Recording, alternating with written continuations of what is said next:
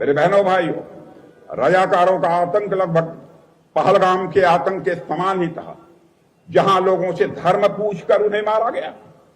पहलगाम में हुआ आतंकी हमला भी रजाकारों की तरह भारत के सामाजिक सौहार्द पर एक करारा प्रहार था। मेरे बहनों भाइयों, जब रजाकारों का सरगना कासिम रिजवी दिल्ली में सरदार पटेल से मिला तो उसने कहा, हम आखिरी दम तक लड़ेंगे और मर जाएंगे, पर भारत से किसी भी सूरत में नहीं जुड़ेंगे। तो सरदार पटेल ने शांत स्वर में उत्तर दिया, मैं आपको आत्महत्या करने से कैसे रोक सकता हूं। साथियों, मैं मानता हूं कि ऑपरेशन पोलो केवल एक सैन्य अभियान नहीं था, यह सरदार पटेल का एक निर्णायक या प्रहार था, जिसने रजाकारों के षड्यंत्र को चकनाचूर कर दिया और हैदराबाद को मां भारती की गोद में लाकर बैठा दिया था।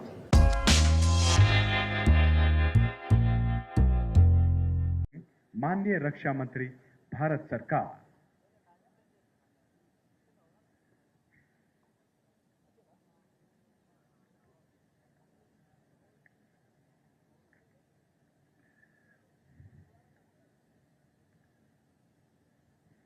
बोलिए, भारत माता की, भारत माता की। सरदार वल्लभ भाई पटेल, सरदार वल्लभ भाई पटेल हमारे भारत सरकार के संस्कृति एवं पर्यटन मंत्री श्रीमान गजेंद्र सिंह जी शेखावत, भारत सरकार के कोयला एवं खनन मंत्री श्री जी किशन जी रेड्डी, भारत सरकार में गृह राज्य मंत्री श्री बांदी संजय कुमार जी, यहां के सांसद लोकप्रिय सांसद श्री एटला राजेंद्र जी, सचिव संस्कृति विभाग भारत सरकार श्री विवेक अग्रवाल, महानिदेशक सीआरपीएफ श्री ज्ञानेंद्र प्रताप सिंह एवं यहां मौजूद हमारे सीएपीएफ के सभी बहादुर जवानों एवं अधिकारीगण, भाइयों एवं बहनों, जोहार तेलंगाना, अंदर की नमस्कारम। मेरे बहनों भाइयों, सबसे पहले मैं आप सभी को और समस्त देशवासियों को हैदराबाद लिबरेशन डे की हार्दिक बधाई देता हूं। आज का यह दिन भारतीय इतिहास का एक गौरवशाली अध्याय है। साथियों, आज के अवसर पर मैं भारत के पहले होम मिनिस्टर और देश के लौह पुरुष सरदार वल्लभ भाई पटेल की स्मृति को भी शीश झुकाकर नमन करता हूं, जिन्होंने भारत को एकता के सूत्र में बांधा एवं देश की अखंडता को सुनिश्चित किया है। साथ ही मेरे साथियों, विशेष रूप से सीएपीएफ सेना के जवान और इस भव्य और शानदार समारोह में जो उपस्थित हमारे सीएपीएफ के जवान और हमारे पूर्व सेना के अधिकारी और सीएपीएफ के अधिकारी, सबको मैं हार्दिक बधाई देता हूं। आपने इस आयोजन को सफल बनाने में जो योगदान दिया है, जो आपने मेहनत की है, मैं तहे दिल उसकी भूरी भूरी प्रशंसा करता हूं। मेरे साथियों, आज ही के इस आयोजन में संस्कृत के रंगों से जुड़ने के लिए सारे कलाकारों को और उनकी पूरी टीम को तहे दिल में हार्दिक बधाई देता हूं। साथियों, और यह दिवस 17 सितंबर एक धूमधाम के साथ हैदराबाद मुक्ति दिवस के रूप में मनाने का निर्णय जो हमारे यशस्वी प्रधानमंत्री श्री नरेंद्र मोदी ने लिया है, उन नरेंद्र मोदी जी का भी मैं अभिनंदन करता हूं। और आप जानते हैं, आज उनका जन्मदिन है, इसलिए मैं अपनी तरफ से, आप सभी की तरफ से उनको मैं हार्दिक बधाई देता हूं। साथियों, आज का यह दिन भारतीय इतिहास में एक बड़े ही महत्वपूर्ण माइलस्टोन यानी मील के पत्थर के रूप में जाना जाता है। हम जिस हैदराबाद लिबरेशन डे की स्मृति को ताजा करने के लिए आज यहां एकत्रित हुए हैं, वह हमारे इतिहास का एक बहुत ही निर्णायक और गौरवपूर्ण अध्याय है। साथियों, इसकी आज शायद कल्पना करना भी यह मुश्किल होगा कि भारत तो अगस्त 1947 में आजाद हो गया था, मगर भारत के नॉर्थ और साउथ को जोड़ने वाला एक बड़ा इलाका हैदराबाद यह भारत का हिस्सा नहीं था। यानी आजाद होने के बावजूद भारत एक न होकर कई टुकड़ों में बटा हुआ था। यह एक ऐसी स्थिति थी जिसमें भारत की एकता और अखंडता दोनों हमेशा खतरे में रहने वाली थी। ऐसे में भारत के आयरन मैन माने जाने वाले सरदार वल्लभ भाई पटेल ने जो किया वह आज हमारे इतिहास में सुनहरे अक्षरों में दर्ज है। साथियों, 1947 में भारत ने जब आजादी हासिल की तब हमारे सामने अनगणित चुनौतियां खड़ी थी। विभाजन की त्रासदी थी, सांप्रदायिक दंगे हो रहे थे, रिफ्यूजी क्राइसिस थी, संसाधनों की कमी थी और अंग्रेजी हुकूमत से मिली जर्जर प्रशासनिक व्यवस्था थी। इन सब के बीच सबसे बड़ी चुनौती थी 565 रियासतों का भारत में विलय। यह कार्य असंभव सा था। जब भारत ने आजादी हासिल की थी तो देश बिखरा हुआ था। सैकड़ों रियासतें थी, सैकड़ों राज्य महाराज नवाब थे। उन सभी की बहुत अलग अलग मांगे भी थी। कई तो अपना खुद का देश भी चाहते थे। भारत की एकता पर सवालिया निशान लगे हुए थे। ऐसे समय में लौह पुरुष सरदार वल्लभ भाई पटेल ने सूझबूझ, साहस, दूरदृष्टि, अद्वितीय नेतृत्व और संकल्प के साथ असंभव काम को संभव करके दिखाया था। साथियों, रियासतों का भारत में उन्होंने विलय कराया। भारत को उन्होंने एकता प्रदान की। एक सूत्र में पिरोकर अखंड भारत की नींव यदि रखी थी तो हमारे सरदार वल्लभ भाई पटेल ने रखी थी। स्वतंत्रता के लगभग 12 वर्ष बाद डॉक्टर राजेंद्र प्रसाद जी ने लिखा था, भारत के पूर्व राष्ट्रपति ने, कि यदि आज भारत एक है तो यह बहुत हद तक सरदार पटेल की स्टेटमैनशिप और प्रशासनिक क्षमता के कारण ही यह संभव हो पाया है। गांधी जी का मानना था कि रियासतों की समस्या इतनी कठिन थी कि इसे केवल सरदार पटेल ही सुलझा सकते थे। महात्मा गांधी ने लिखा था, the problem of the state is so difficult that you alone can solve it. Sardar Vallabhbhai Patel के प्रति महात्मा गांधी का इतना बड़ा विश्वास था। गांधी जी का आकलन अंततोगत्वा सही साबित हुआ। सरदार पटेल ने राजनैतिक परिपक्वता और कुशल रणनीति के बल पर रियासतों को शांति से भारत में मिला लिया। भारत और भारत के लोग सदैव सरदार पटेल जी के ऋणी रहेंगे। मेरे बहनों भाइयों, यह मैं विश्वास के साथ कह सकता हूं।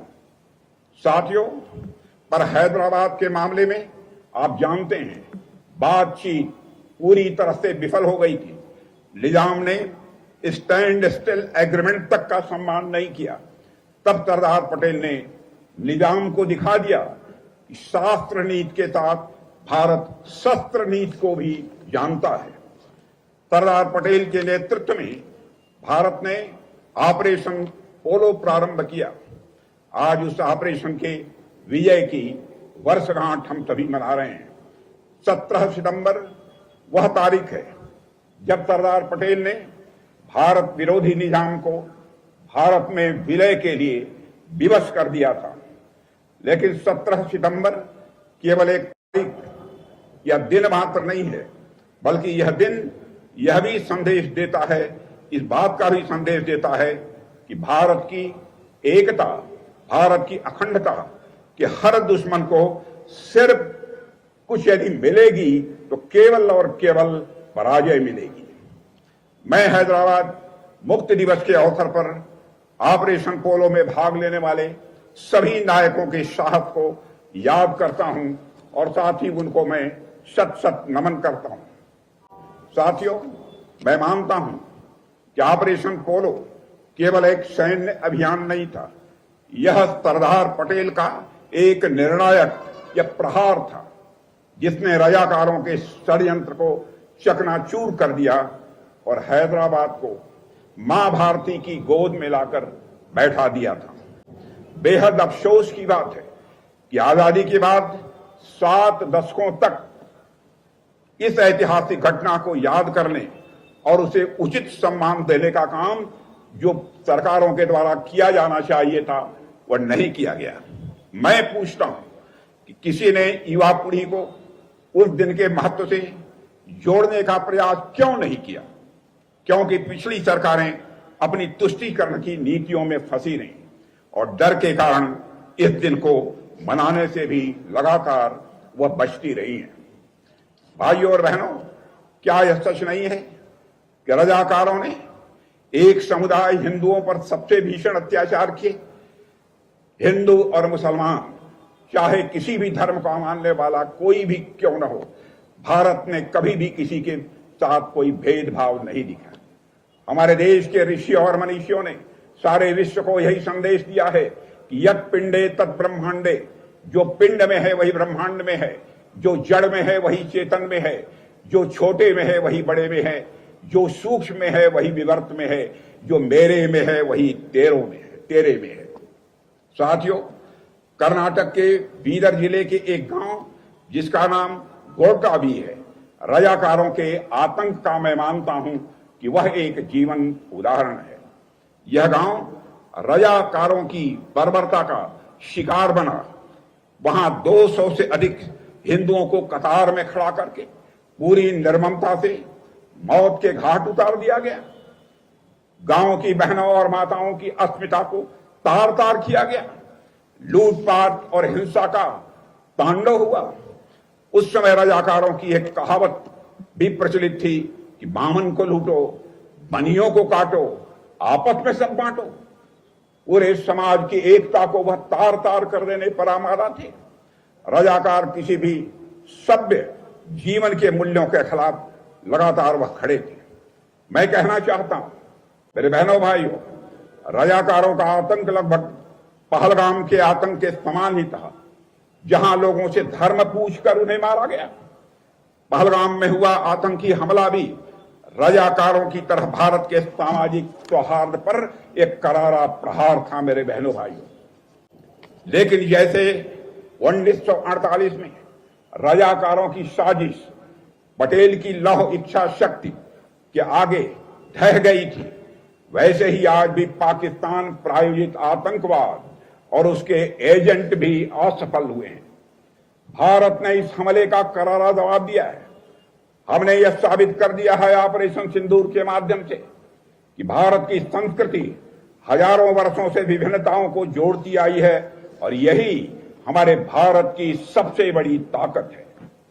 मैं स्पष्ट कहना चाहता हूं मेरे बहनों भाइयों कि जब हम रजाकारों की बात करते हैं तो हमारा आशय किसी समुदाय के लोगों से नहीं है, क्योंकि 21 अगस्त 1948 को जब उर्दू दैनिक इमरोज के संपादक पत्रकार सुएबुल्लाह खान ने निजाम से भारत में विलय की मांग का समर्थन किया तो रजाकारों ने उनके भी हाथ काट डाले थे मुस्लिम होने के बावजूद, और उन पर गोलियां भी दागी थी।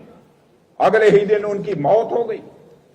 यह घटना इस बात का प्रमाण है मेरे साथियों कि रजाकार केवल हिंदुओं के ही नहीं बल्कि भारत समर्थक हर आवाज के वह दुश्मन थे। इसलिए जब हम रजाकारों की बात करते हैं तो हमारा मतलब उस सोच से है जो भारत की आत्मा के खिलाफ है, जो सर्वधर्म संभाव के विचार को नहीं मानती है। मेरे बहनों भाइयों, हैदराबाद के मामले में जब रजाकारों का सरगना कासिम रिजवी दिल्ली में सरदार पटेल से मिला तो उसने कहा, हम आखिरी दम तक लड़ेंगे और मर जाएंगे पर भारत से किसी भी सूरत में नहीं जुड़ेंगे। तो सरदार पटेल ने शांत स्वर में उत्तर दिया, मैं आपको आत्महत्या करने से कैसे रोक सकता हूं। संदेश साफ था। साथियों, भारत किसी भी कीमत पर हैदराबाद को अलग नहीं होने देगा। और जब कासिम रिजवी ने यह तक कह दिया था कि अगर भारत हैदराबाद में आया तो 1.5 करोड़ हिंदुओं की केवल हड्डियां और राख मिलेगी, तब सरदार पटेल ने दो टूक कहा, यदि यही निजाम और उसके सलाहकारों की मानसिकता है तो समझ लीजिए कि उनका भविष्य और उनकी रियासत दोनों विनाश के कगार पर है। यह दृढ़ इच्छा शक्ति सरदार वल्लभ भाई पटेल की थी। साथियों, निजाम सिर्फ भारत के खिलाफ नहीं था, वह लोकतंत्र की भावना के भी खिलाफ था। सोचिए, 85% हिंदू बहुल राज्य हैदराबाद पाकिस्तान में विलय के बारे में कैसे सोच सकता था? पर निजाम को अपनी जनता की कोई परवाह नहीं थी। इतना ही नहीं, भारत के खिलाफ खड़े होने के लिए निजाम ने पाकिस्तान को 20 करोड़ रुपए की मदद भी भेजी थी। लेकिन हमारे सरदार वल्लभ भाई पटेल ने घमंडी निजाम, उसके कुटिल सलाहकारों और उसकी खूनी रजाकार सेना को घुटनों पर लाकर खड़ा कर दिया था। हार के बाद निजाम को भारत में विलय करना पड़ा, रजाकारों से उन्हें नाता तोड़ना पड़ा, संयुक्त राष्ट्र संघ में की गई शिकायत उन्हें वापस लेनी पड़ी और लोकतांत्रिक व्यवस्था अंततः उन्हें स्वीकार करनी पड़ी थी। काश उसने यह सब कुछ कुछ महीने पहले कर दिया होता तो उसे हैदराबाद के हिंदुओं की सद्भावना और भारत के मुसलमानों की कृतज्ञता दोनों निश्चित रूप से प्राप्त होती। साथियों, निजाम खुद को हिज एग्जॉल्टेड हाइनेस कहलवाना पसंद करता था। जब ऑपरेशन पोलो के बाद पटेल पहली बार हैदराबाद पहुंचे तो मुस्कुराकर अपने सहयोगी से उन्होंने कहा था, so his exhausted highness is here, यानी जो अपने को महान मानता था, सरदार पटेल की निर्णायक कार्रवाई के बाद थक कर, टूट कर और हार मानकर खड़ा था सामने। उस दौर की एक तस्वीर आज भी इतिहास के पन्नों में दर्ज है। हैदराबाद एयरपोर्ट पर हाथ जोड़कर सरदार वल्लभ भाई पटेल का स्वागत करता हुआ निजाम और निजाम फोल्डेड हैंड के साथ पटेल का स्वागत करने आया तो सरदार ने भारतीय परंपरा के अनुरूप उसे नमस्ते कहकर उसका जवाब दिया था। साथियों, यही था पटेल का व्यक्तित्व, लोहे जैसी दृढ़ता और जीत के बाद भी उदारता। यह उनके व्यक्तित्व की एक बहुत बड़ी विशेषता थी। भाइयों और बहनों, सरदार पटेल की दूरदृष्टि और उनकी कार्यशैली का प्रभाव इतना गहरा था कि निजाम के संवैधानिक सलाहकार सर वाल्टर मानटन तथा उनकी प्रशंसा किए बिना नहीं रह सके थे। साथियों, दुनिया ने देखा कि सरदार पटेल ने आखिरी पल तक शांति का रास्ता खोजने की भरपूर कोशिश की थी। कार्रवाई करने पर मजबूर भी हुए थे तो इस तरह के सांप्रदायिक दंगे न हों और अमन चैन कायम रहे, यही था उनके नेतृत्व का जादू, जिसमें शांति की चाह थी और भारत की एकता का दृढ़ संकल्प भी था। इसलिए सरदार पटेल लौह पुरुष ही नहीं बल्कि शांति और अखंडता के सबसे सशक्त प्रतीक भी रहे। मेरे साथियों, आज भी देश में रजाकारों को के हमदर्द मौजूद हैं और मैं साफ कहना चाहता हूं, यही हमारी सबसे बड़े दुश्मन है। पर हम दृढ़ संकल्पित हैं कि इस सोच, इस विचारधारा और इस मानसिकता को भारत से पूरी तरह से समाप्त करके ही हम दम लेंगे। भारत की अखंडता और एकता से बड़ा कोई दूसरा मूल्य नहीं है। जो लोग धर्म, क्षेत्र, जाति और भाषा के नाम पर भारत को बांटना चाहते हैं, उन्हें मैं याद दिलाना चाहता हूं, जब ऑपरेशन पोलो हुआ था तब हमारे वीर सैनिकों ने बिना किसी जाति, धर्म या मजहब की परवाह किए भारत की अखंडता की उन्होंने रक्षा की थी। हवलदार बचित्तर सिंह पंजाब के वीर सपूत थे, जिन्होंने भारत की एकता के लिए अपने प्राणों की आहुति दी। वह पहले भारतीय थे जिन्हें अशोक चक्र से सम्मानित किया गया था, उनका बलिदान मेरे साथियों हमें याद दिलाता है कि भारत की एकता किसी एक क्षेत्र, किसी एक धर्म या किसी एक व्यक्ति की देन नहीं, बल्कि हर भारतीय के रक्त पसीने की आहूत से वह सिंचित है। मेरे साथियों, निजाम दुनिया के सबसे धनी व्यक्तियों में से एक था। उसे भ्रम हो गया था कि अपने धन के बल पर वो भारत को झुका देगा, लेकिन इतिहास गवाह है, धन और घमंड की ताकत कभी भी राष्ट्र की एकता और संकल्प से बड़ी नहीं होती है। अंततः उसका हश्र सबके सामने है। साथियों, आज भी दुनिया के सबसे धनी और सबसे शक्तिशाली लोगों को यह समझ लेना चाहिए कि भारत ने कभी किसी शक्ति के सामने सिर नहीं झुकाया है और न भविष्य में कभी सिर झुकाएगा। मेरे बहनों भाइयों, आज 17 सितंबर के दिन निजाम ने भारत के साथ विलय करना मंजूर किया था और ऐसा हुआ था सरदार पटेल जी के दृढ़ निश्चय और साहस के कारण ही। यह सिर्फ एक सुखद संयोग मात्र नहीं है, यह हमारे युग के एक और दृढ़ निश्चयी नेता माननीय प्रधानमंत्री श्री नरेंद्र मोदी का जन्मदिन भी आज 17 सितंबर को ही होता है। मैं श्री नरेंद्र मोदी जी भारत के प्रधानमंत्री को अपनी तरफ से भी, आप समस्त साथियों की तरफ से भी हार्दिक शुभकामनाएं देता हूं। साथियों, सरदार पटेल ने जिस अखंड भारत का निर्माण किया था, उसे आगे बढ़ाने का कार्य आज हमारे प्रधानमंत्री कर रहे हैं। यह कहना कोई अतिशयोक्ति नहीं होगी, नींव थी डाली कभी जिस काम की सरदार ने, काम वह पूरा किया है मोदी की सरकार ने। भाइयों और बहनों, जैसे सरदार पटेल जी ने नव स्वतंत्र भारत को राजनीतिक और भौगोलिक एकता के सूत्र में पिरोया था, वैसे ही 2014 से हमारे प्रधानमंत्री श्री नरेंद्र मोदी निरंतर भारत को सांस्कृतिक, सामाजिक, आध्यात्मिक और आर्थिक स्तर पर मजबूत करने का काम कर रहे हैं। जम्मू कश्मीर से अनुच्छेद 370 को हटाकर सरदार पटेल का अधूरा सपना मैं विश्वास के साथ कह सकता हूं साकार यदि किसी ने किया है कि मोदी जी के नेतृत्व की सरकार ने किया है। अलगाव की एक ऐतिहासिक दीवार टूट गई है। पूर्वोत्तर जो कभी दूर समझा जाता था, अब विकास और अवसर की धारा में भारत की धड़कनों के साथ वह कदम ताल कर रहा है। प्रधानमंत्री मोदी जी ने आर्थिक प्रगति के माध्यम से राष्ट्र को एक नई एकता दी है।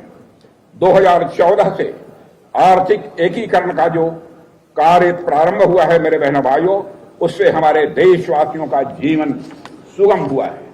और आप सभी जानते हैं कि 2014 में जब मोदी जी के नेतृत्व में सरकार बनी थी, उस समय हमारा भारत इकोनॉमी की साइज, धन दौलत के मामले में, उसके आकार के मामले में दुनिया के देशों में 11वें स्थान पर खड़ा था।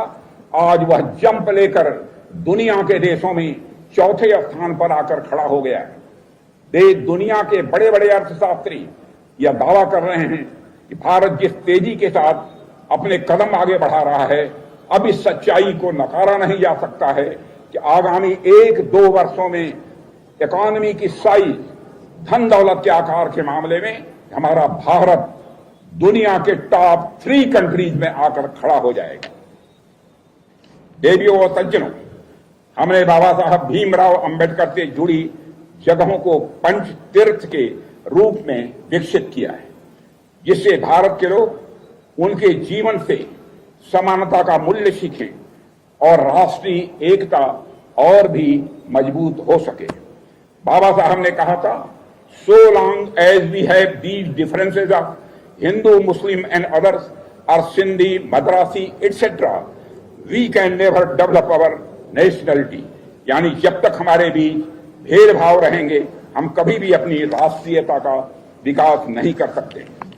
बाबा साहब ने ही पंडित जवाहरलाल नेहरू को यह सलाह दी थी कि ऑपरेशन पोलो को पुलिस कार्रवाई कहा जाए, न कि सेना का हस्तक्षेप, क्योंकि हैदराबाद का विलय भारत का यह एक आंतरिक मामला था। भाइयों और बहनों, ऑपरेशन पोलो की सफलता और हैदराबाद का भारत में विलय, यह वह गौरवशाली अध्याय है जिसने दुनिया को दिखा दिया है कि भारत अपनी एकता की रक्षा करने में हमेशा से सक्षम भी है, सामर्थ्यवान भी है। प्रधानमंत्री श्री मोदी जी के नेतृत्व में यह सामर्थ्य हमारा और बढ़ा है। इसलिए अब कोई भी ताकत भारत की संप्रभुता को, भारत की एकता और अखंडता को चुनौती नहीं दे सकती है अथवा चुनौती देने की हिम्मत नहीं कर सकती है। आपने हाल में ही मई के महीने में ऑपरेशन सिंदूर देखा है। मेरे बहनों भाइयों, मेरे सेना सीएसएफ के सारे जवानों ने मिलकर जो कार्रवाई की है उसकी जितनी भी सराहना की जाए वह कम है। उन्होंने पहलगाम में आकर धर्म पूछकर हमारे लोगों को मारा, उनके आतंकवादियों ने, लेकिन हमारे सेना के जवानों ने उन्हें मारा है तो धर्म पूछकर नहीं मारा है, उनका कर्म देखकर मारा है। बहनों भाइयों, यह भारत और पाकिस्तान के बीच सबसे बड़ा एक मौलिक अंतर है। मेरे बहनों भाइयों, कुछ लोग ऐसे हैं जो यह कहते हैं कि यह जो जब सीज फायर हुआ है भारत और पाकिस्तान के बीच में किसी के हस्तक्षेप के कारण हुआ है। मैं साफ कर देना चाहता हूं मेरे बहनों भाइयों, यह किसी के हस्तक्षेप के कारण हमारी यह आतंकवादियों पर जो कार्रवाई हुई थी वह स्थगित नहीं की गई। ऑपरेशन सिंदूर तो अभी स्थगित है। आगे यदि कोई आतंकवादी वारदात होती है तो फिर से हमारा ऑपरेशन सिंदूर प्रारंभ होगा। मैं यह विश्वास के साथ मैं सारी देश की जनता को बताना चाहता हूं। जहां तक भारत और पाकिस्तान के बीच के चल रहे इस ऑपरेशन को रोकने के संबंध में कुछ लोग दावा करते हैं कि हमने इसको रोका है। बहनों भाइयों, यह किसी ने रोका नहीं है। और मैं साफ कर देना चाहता हूं, मोहम्मद इसाक डायर जो कि पाकिस्तान के डिप्टी प्राइम मिनिस्टर हैं और फॉरेन मिनिस्टर हैं, उन्होंने भी साफ कहा है कि India rejected third party role to end conflict. यह बाइलेटरल इशू है, यह थर्ड पार्टी हमारे मामले में कोई हस्तक्षेप नहीं कर सकती। यह हमारे प्रधानमंत्री ने दो टूक शब्दों में इसे साफ कर दिया था। जो नुकसान ऑपरेशन सिंदूर के कारण उनके आतंकवादियों को पहुंचा है, आज ही आतंकी संगठन के जैश ए मोहम्मद के कमांडर ने स्वीकार किया है कि ऑपरेशन सिंदूर के दौरान बहावलपुर हुए हमले में खूंखार आतंकवादी जो मसूद अजहर के परिवार के टुकड़े टुकड़े हो गए थे, यह था हमारे भारत के सेना के जवानों का शौर्य और पराक्रम। और बहनों भाइयों, कल ही उसकी एक वीडियो भी जारी की गई है। हमारे प्रधानमंत्री मोदी जी के नेतृत्व में यह भारत का सामर्थ्य और भी आगे बढ़ा है। इसलिए कोई भी ताकत भारत की संप्रभुता को चुनौती देने की हिम्मत नहीं कर सकती है। पिछले 11 वर्षों में मोदी जी के नेतृत्व में भारत ने दुनिया को बार बार यह दिखा दिया है कि हमारा धैर्य हमारी ताकत है। हमारे धैर्य को इसे कमजोरी के रूप में नहीं देखा जाना चाहिए। जैसे बातचीत से समाधान न निकलने के बाद सरदार पटेल ने हार्ड पावर का रास्ता चुना, वैसे ही हमने भी किया है। 2016 की सर्जिकल स्ट्राइक हो, 2019 का बालाकोट एयर स्ट्राइक हो या 2025 का ऑपरेशन सिंदूर, मेरे साथियों, भारत ने यह साबित कर दिया है कि जो लोग बातचीत, शांति और सद्भावना की भाषा नहीं समझते हैं, उन्हें हम उसी भाषा में जवाब देना जानते हैं जिसे वह समझते हैं। आज का भारत केवल बातचीत के टेबल पर नहीं बल्कि दुश्मन की आंखों में आंख डालकर जवाब देने में पूरी तरह से सक्षम है। यही है नया भारत। धैर्यवान भी है भारत, नया भारत, बलवान भी है नया भारत और सामर्थ्यवान भी है हमारा यह नया भारत। साथियों, सरदार पटेल हमेशा कहते थे, रियासतों का मुद्दा भारत का यह आंतरिक मामला है। इसमें किसी भी बाहरी तत्व की दखलंदाजी किसी भी सूरत में बर्दाश्त नहीं की जाएगी। उस समय भारत को नई आबादी हासिल हुई थी। देश बंटवारे के दर्द से उस समय जूझ रहा था। संसाधन कम थे, तब भी भारत ने किसी विदेशी ताकत को अपने मामलों में हस्तक्षेप नहीं करने दिया था। साथियों, तो आज का भारत तो बिल्कुल बदल चुका है। आज भारत दुनिया की तीसरे सबसे बड़ी अवस्था बनने के रास्ते पर है। तो फिर कोई भी देश यह कैसे सोच सकता है कि भारत के साथ वह टर्म्स डिक्टेटर बन सकता है? ऑपरेशन सिंदूर इसका सबसे बड़ा सबूत है। हमारी सशक्त सेनाओं ने ऑपरेशन सिंदूर से दुश्मन को घुटने टेकने पर मजबूर कर दिया और इसे तब स्थगित किया गया जब पाकिस्तान ने सीज फायर की बार बार मांग की, तब जाकर ऑपरेशन सिंदूर को स्थगित किया गया। और मैं स्पष्ट कर दूं, अभी यह ऑपरेशन स्थगित है, अभी समाप्त नहीं हुआ है। यह पॉज है, द एंड नहीं है। देवी और सज्जनों, याद रखिए, आज का भारत किसी से डिक्टेशन नहीं लेता है। भारत अपनी स्क्रिप्ट वह खुद लिखता है और आज भारत है एक ऐसे वर्ल्ड ऑर्डर की स्क्रिप्ट लिखने के लिए तैयार है जिसमें पूरी दुनिया हर्ष और स्वेच्छा से फॉलो करेगी, ऐसा मेरा पक्का विश्वास है। साथियों, अंत में मैं रजाकारों और निजाम की बर्बरता से पीड़ित परिवारों के प्रति गहरी संवेदना व्यक्त करता हूं और ऑपरेशन पोलो में शहीद हुए भारत के जवानों को और जो भी शहीद हुए हैं उनको श्रद्धांजलि अर्पित करता हूं और हैदराबाद मुक्ति दिवस की आप सभी को हार्दिक बधाई देता हूं। इन्हीं शब्दों के साथ आप सबको पुनः धन्यवाद देते और अपने सीएपीएफ के जवानों को मैं विशेष रूप से धन्यवाद देना चाहता हूं। आज जिस तरीके का उनका प्रदर्शन रहा है उसकी जितनी भी सराहना की जाए वह कम है। फिर से मैं सारे अपने सीएपीएफ के जवानों को अपनी हार्दिक शुभकामनाएं देते हुए, अपनी हार्दिक बधाई देते हुए निवेदन समाप्त करता हूं। आप सबको बहुत बहुत धन्यवाद। एक बार ऊंचे स्वर से मेरे बहनों भाइयों बोलिए, भारत माता की, भारत माता की, भारत माता की। सरदार वल्लभ भाई पटेल अमर रहे। सरदार वल्लभ भाई पटेल, सरदार वल्लभ भाई पटेल। बहुत बहुत धन्यवाद।